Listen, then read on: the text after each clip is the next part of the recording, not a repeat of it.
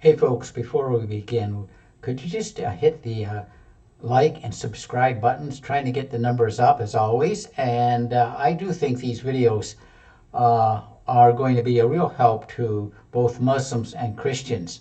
And today we're going to be looking at basically crucifixion or crucifixion.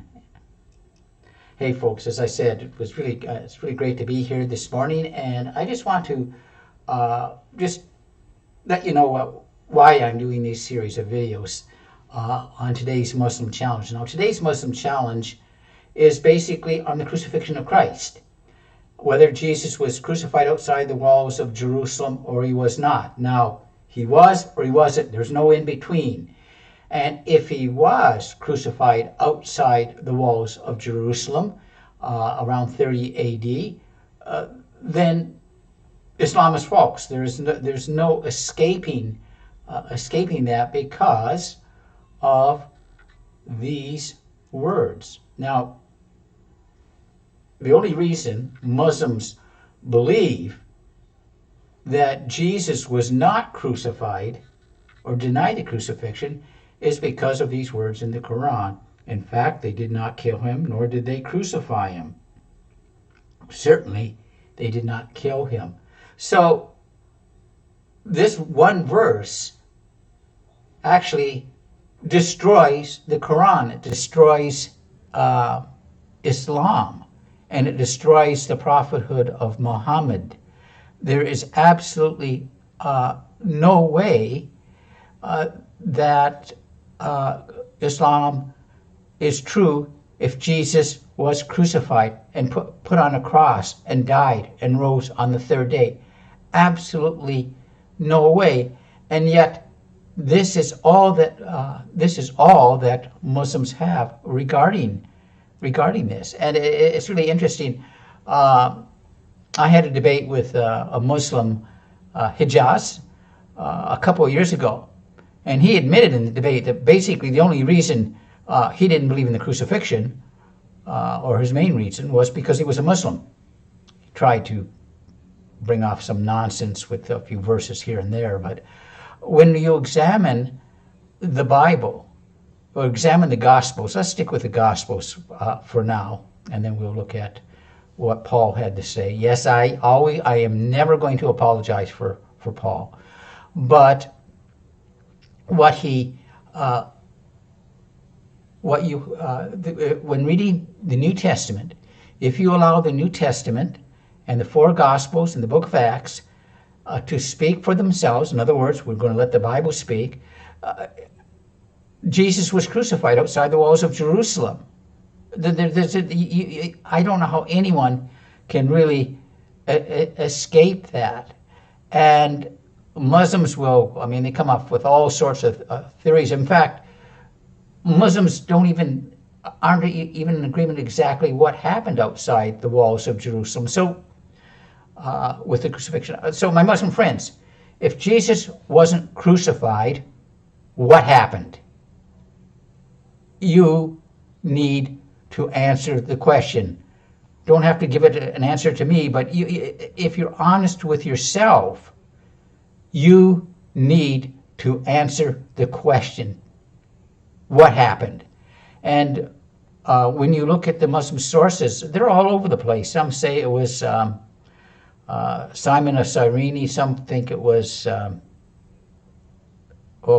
just drew a brain cramp. Not Simon of Cyrene, Judas Iscariot, or one of the disciples volunteered. But all the evidence that we have, all the first century evidence that we have, and yes, the evidence does date from the first century. When you look at how you do history and how you look at historical evidence, it all comes from the first century. There is not one item, not one document that says that Jesus was not crucified. You might find a few things in the second century, but they were Gnostic Gospels. A lot of them didn't even think Jesus had a real body. It was some type of, image or spirit or something like that. Excuse me. So you've got to really answer the question. And now I'm approaching this at this point from a historical, the historical aspect. Yes, the theological, the theological questions that the crucifixion raises is profound. But first of all, let's deal with the fact: did this event happen in real time? Did it happen in history? And then we can move on to the theological aspect of the crucifixion. But let's look at this one here, which I think is another part of it. If Jesus was not crucified outside Jerusalem, the walls of Jerusalem, why would Paul and the others make up such a story when you consider how people viewed crucifixion in the first century? This is, and I asked this question earlier on an earlier video and on Facebook, and again, I'm not getting any answer from the Muslims. And you as Muslims have to answer the question. When you really consider the shame that crucifixion really was, it was a death reserved for the lowest of the low, the dregs of society, slaves, the very worst type of criminals.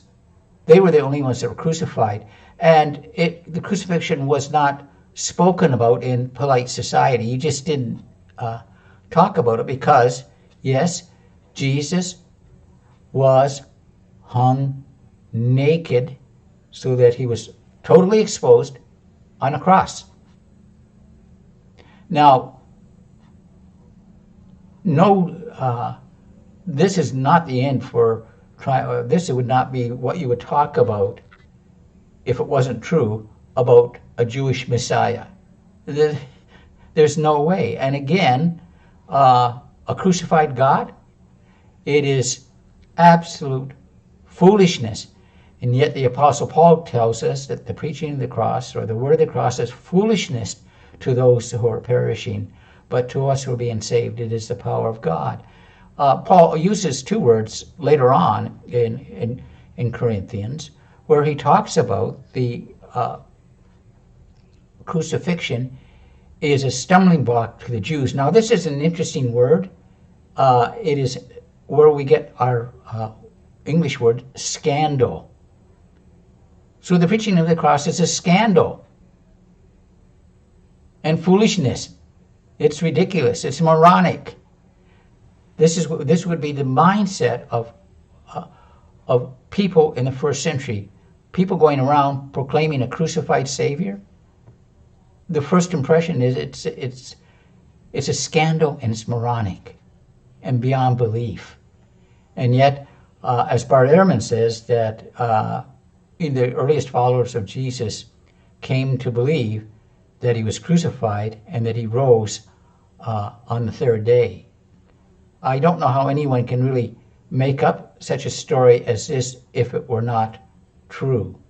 So I put the challenge out, and I'm going to do this until at least after, I'm going to keep asking this question in different ways. We're going to be examining the crucifixion until Resurrection Sunday, and then I hope to move on to a few other things. And there might be something else as a surprise if I see something that really intrigues my interest. But anyways, I'll just say thanks for watching. Have a wonderful day. May God bless, and may God open our eyes so that we all may see the glorious claims of the truthfulness of the gospel. Again, thank you so much for watching, and don't forget to hit the like and subscribe button. See you then, and I'll be back later.